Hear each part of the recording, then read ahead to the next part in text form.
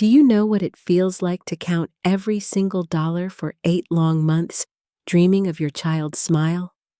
I remember standing in GameStop with my 10-year-old son, Jake, watching him stare at that PlayStation display with such longing in his eyes. That night, I made a promise to myself. I would make his dream come true, no matter what it took. But I never imagined that the person who would shatter that dream would be my own sister. Before I share this journey that tested everything I believed about family loyalty, tell me where you are watching from in the comments below. If you have ever sacrificed something precious for someone you love, hit that like button because you will understand every emotion I am about to share. Subscribe for more real stories that remind us what truly matters in life. Now let me take you through those 8 months that changed everything I thought I knew about the people closest to me.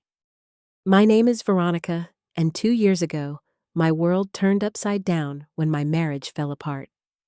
At 32, I found myself raising Jake completely alone in our small apartment in Columbus, Ohio. My ex-husband disappeared from our lives entirely, leaving behind no child support, no weekend visits, and definitely no help with expenses.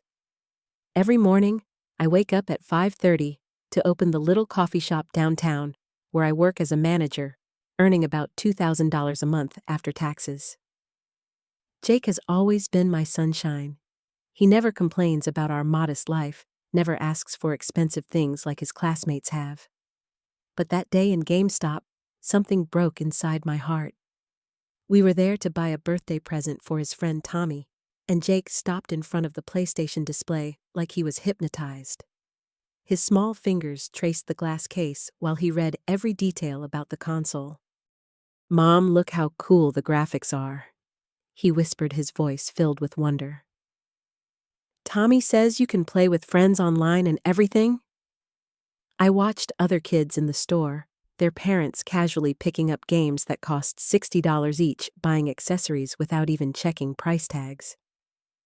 Meanwhile, I was calculating whether I could afford the $15 birthday gift we came to buy. That night, Jake was unusually quiet during dinner. When I tucked him into bed, he hugged me extra tight and said, "Mom, I do not need anything fancy. You work so hard already?" Those words cut deeper than any complaint ever could.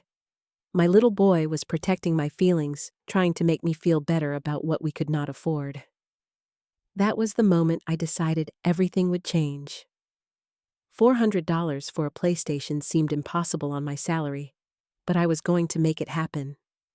I created a plan that required discipline I did not know I possessed. $50 per month for 8 months would get me to my goal just in time for Jake's birthday in December. I found an old mason jar under my kitchen sink, cleaned it until it sparkled, and labeled it Jake's Dream in my careful handwriting. That jar became my secret obsession. The sacrifices started immediately. My daily Starbucks coffee was replaced with the free brew at work. Instead of getting my hair done at the salon every 6 weeks, I watched YouTube tutorials and learned to trim it myself in our bathroom mirror. My lunch breaks were spent at home eating peanut butter sandwiches instead of grabbing fast food with coworkers. Every evening, I counted the bills and coins in that jar, watching the amount grow by just a few dollars each day. February brought my first real test. My car started making a terrible grinding noise, and the mechanic told me I needed new brake pads immediately for safety. The repair cost $120, but I only had $30 in my emergency fund. Standing in that garage, I felt physically sick as I opened Jake's jar and took out $30. That night, I cried while washing dishes, feeling like I had stolen from my own child. In April, Jake came down with strep throat and needed antibiotics that cost $40 after insurance. I had to borrow $20 from my coworker Sarah, promising to pay her back from my next paycheck. The guilt was overwhelming. Every setback felt like a personal failure, like I was letting Jake down before I even started. The worst challenge came in June, when our ancient air conditioner died during a brutal Ohio heat wave. The repair estimate was $300, money I absolutely did not have. For 2 weeks, Jake and I slept with all the windows open, box fans running constantly, ice packs on our necks. Jake never complained once, even though I could see sweat stains on his pillow every morning. Several times I stood over that jar knowing I could afford to fix the air conditioner, but somehow I found the strength to leave his money untouched. By the end of summer, I had developed calluses on my fingers from the extra shifts I picked up cleaning offices after my regular job. My body ached constantly, but watching that jar fill up became my addiction. $75, $150, $225. Each milestone felt like a victory, bringing me closer to the moment when I could see pure joy on my son's face. August 28th marked a date I will never forget because I finally reached $380. Only $20 remained between Jake and his PlayStation. I could hardly contain my excitement as I planned exactly how this would unfold. Black Friday deals would give me the best price, and Jake's birthday on December 15th would be the perfect surprise timing. I researched every possible deal, comparing prices across different stores. Best Buy had the best Black Friday offer: PlayStation bundle with 2 games for $399 available starting at 6 o'clock in the morning. I requested that Friday off from work, telling my boss I had a family emergency.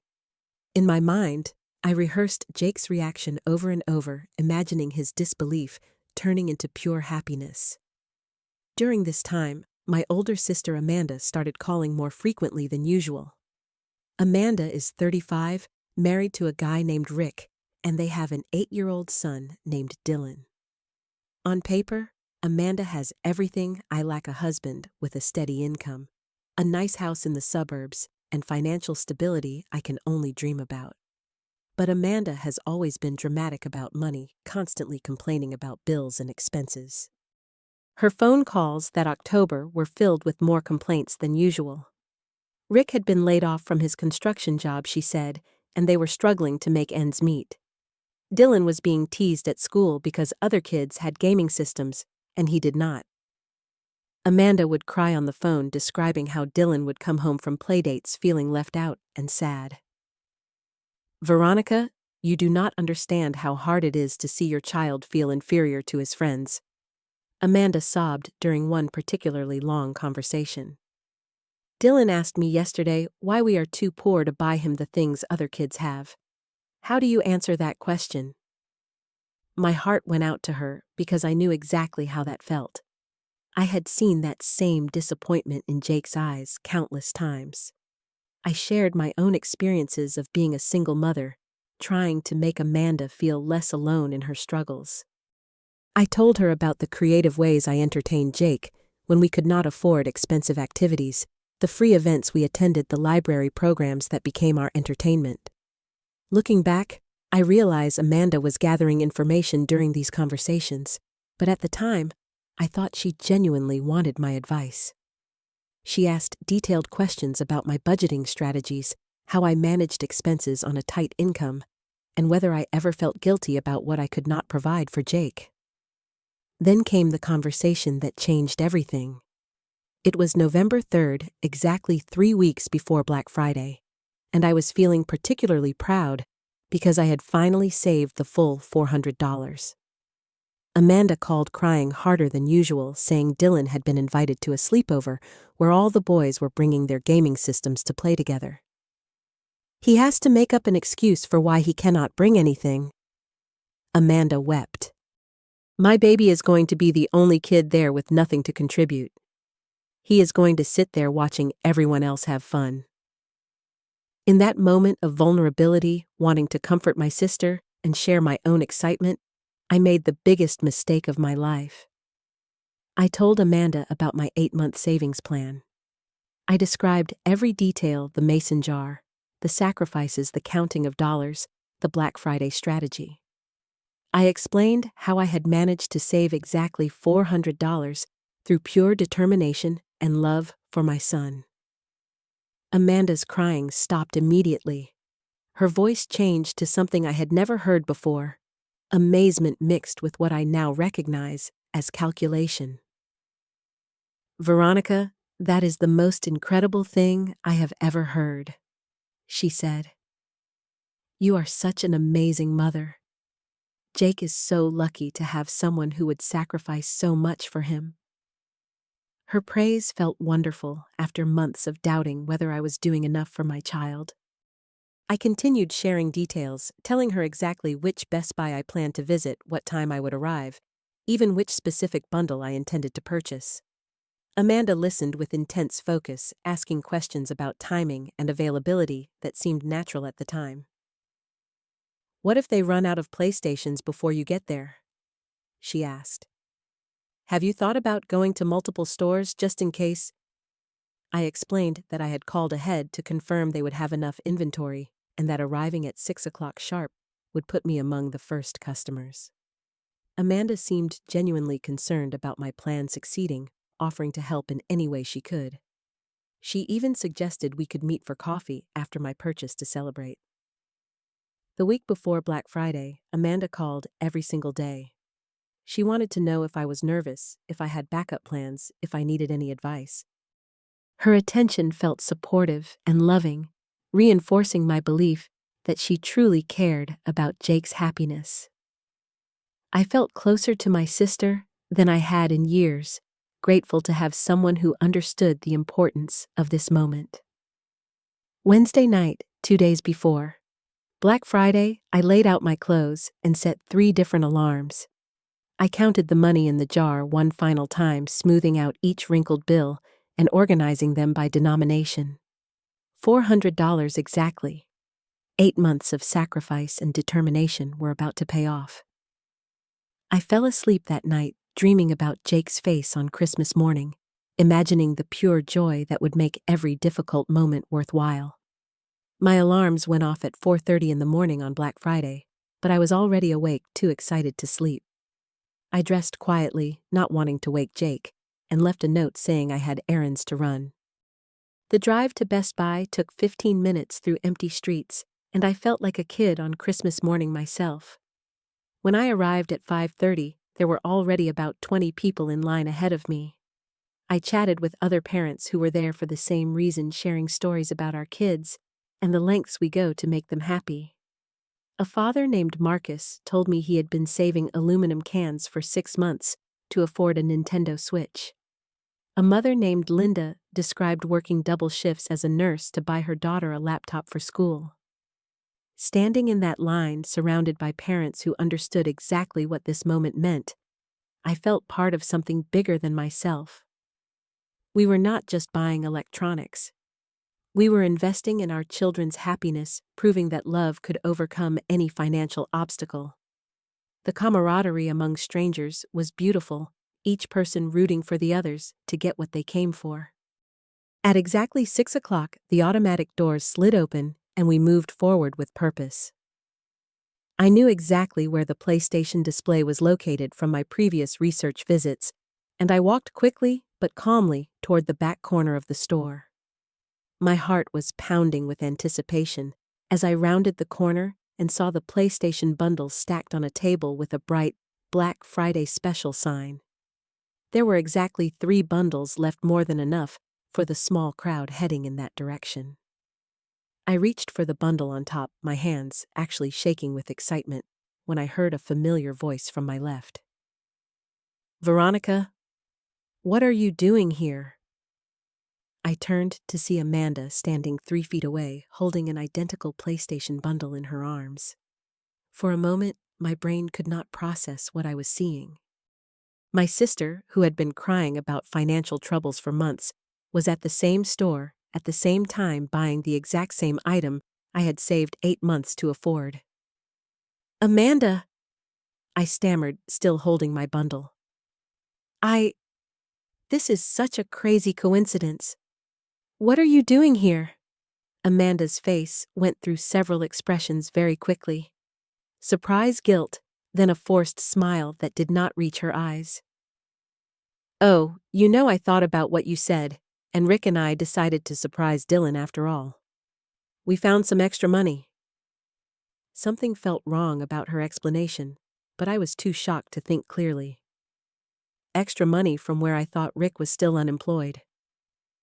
He got a small job this week, Amanda said quickly, not meeting my eyes. Just enough for this one special purchase. I was going to call and tell you, but I wanted it to be a surprise for Dylan first. Once. We walked to the checkout counter together, an awkward silence replacing what should have been shared excitement. I watched Amanda open a small purse and pull out a thick stack of bills, all small denominations, ones, fives, and tens, exactly like the money I had been saving in my mason jar for 8 months. The cashier counted Amanda's money twice because there were so many small bills.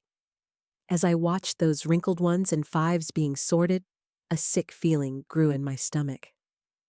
The bills looked identical to ones I had smoothed out and counted hundreds of times. Even the way Amanda had them folded and organized was exactly how I kept my money. That will be $408 with tax, the cashier told Amanda. Amanda counted out exactly $408 in small bills. I paid with my money, also mostly small denominations, from my jar, also totaling exactly $408. Two sisters buying identical items, paying with identical-looking money, down to the exact dollar amount. The drive home felt like a nightmare. I kept telling myself I was being paranoid that coincidences happen, that I should be happy for Dylan instead of suspicious of my sister. But the sick feeling in my stomach grew stronger with every mile. When I got home, Jake was still asleep, and I sat in my kitchen staring at the PlayStation box, feeling empty instead of excited. I walked to my bedroom to put the receipt in my jewelry box for safekeeping, and that is when I noticed something that made my blood turn cold. The mason jar was not where I had left it. I always kept it pushed back against the wall behind my lamp, but now it was sitting a few inches forward. The lid was screwed on differently too, not quite as tight as I always made it. With shaking hands, I opened the jar and dumped out my remaining money. I had left exactly $18 in the jar after taking $400 for the PlayStation. Now, there were only $14, all in coins. $4 in bills was missing. But more importantly, I realized I had miscounted earlier in my excitement. When I recounted the money in my wallet, I was short exactly $400. My mind raced through the timeline. 3 weeks ago, I had told Amanda every detail about my savings plan. 2 weeks ago, she had visited my apartment when Jake was at school, claiming she was in the neighborhood running errands. I had given her my spare key years ago for emergencies. She knew exactly where I kept important things, because she had helped me organize when I first moved in after my divorce. I called Amanda immediately, but her phone went straight to voicemail. I tried Rick's number with the same result. I drove to their house in my pajamas, clutching the empty jar, needing to confront this horrible possibility before it destroyed me completely. Dylan answered the door, his face glowing with happiness. Aunt Veronica.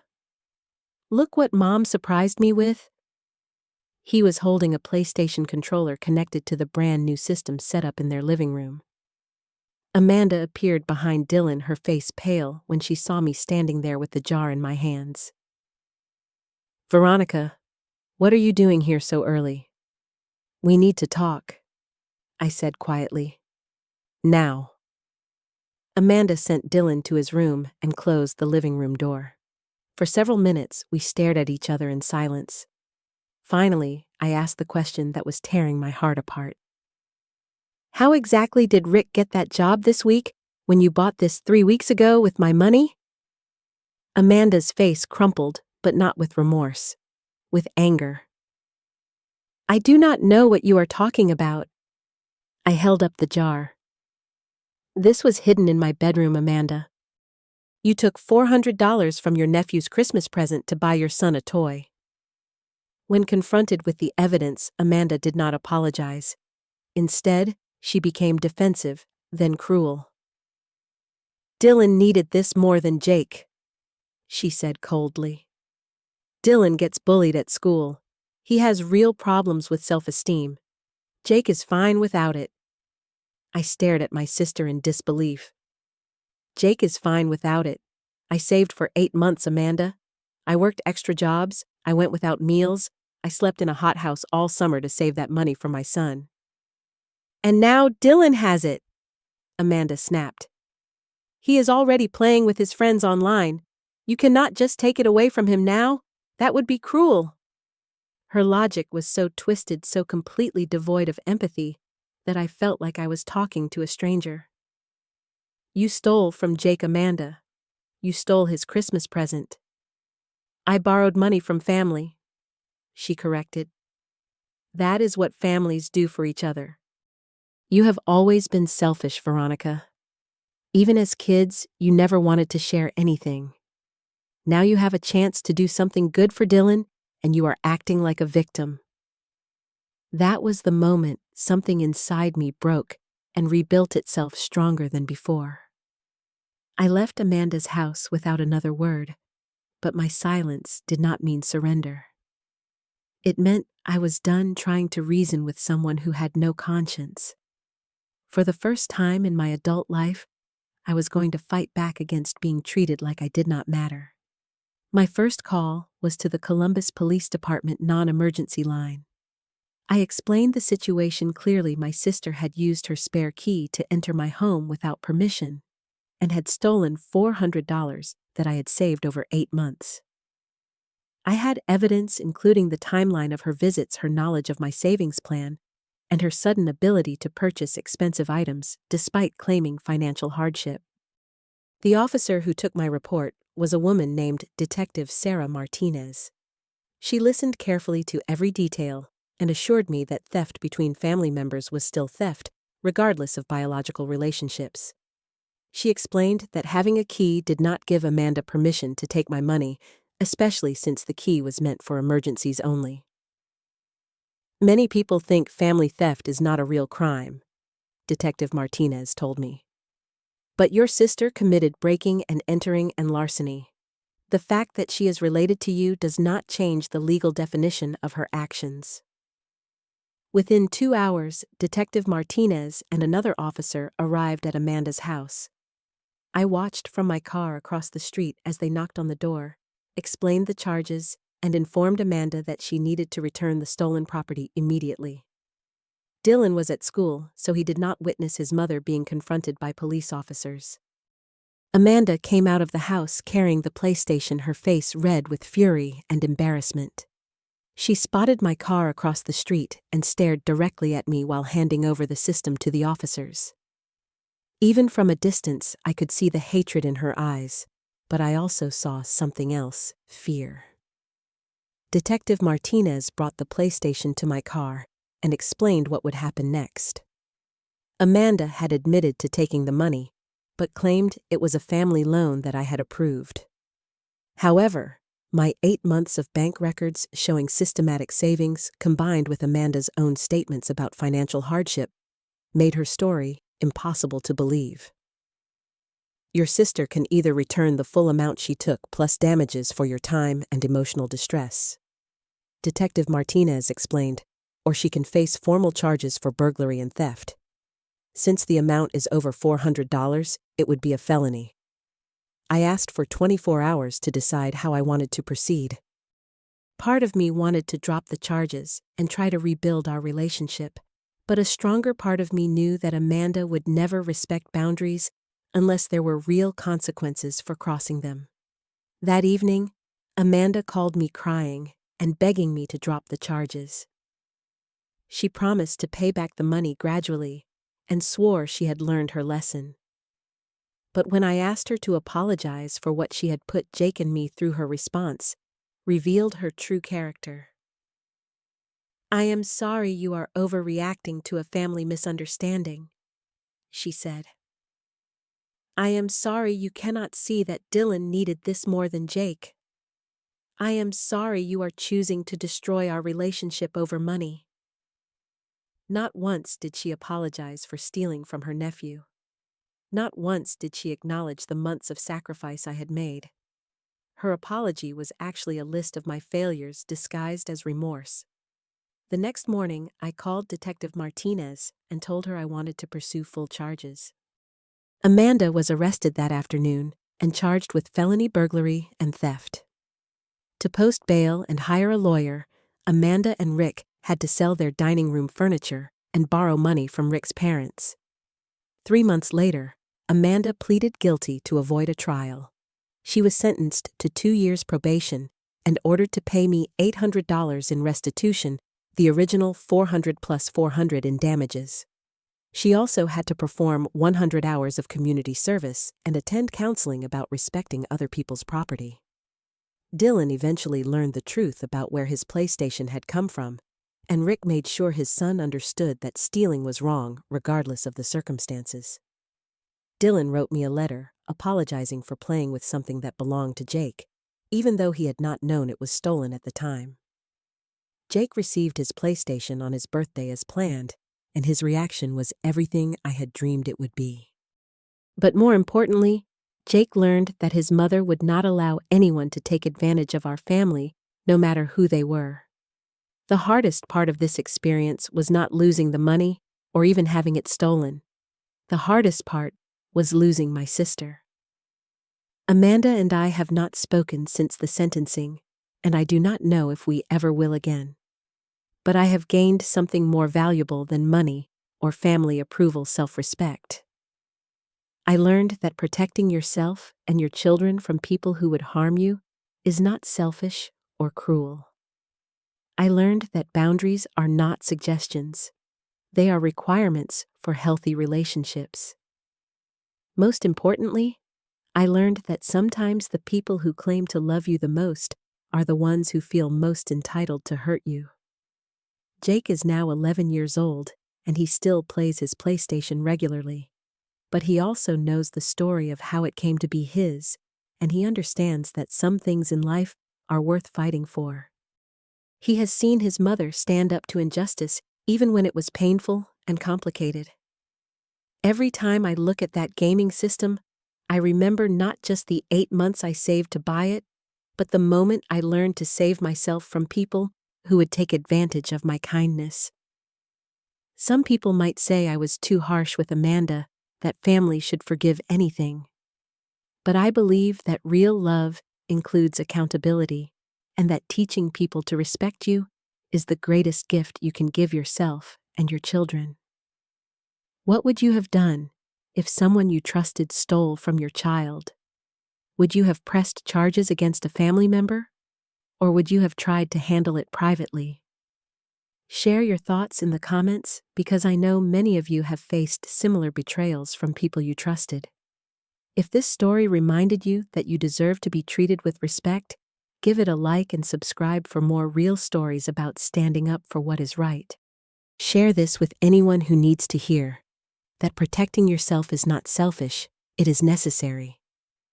Thank you for listening to my story and for understanding that sometimes the most loving thing you can do is refuse to be a victim.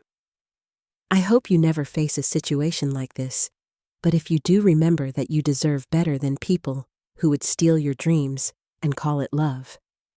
Take care of yourselves, protect what matters to you, and never apologize for having boundaries that keep you safe.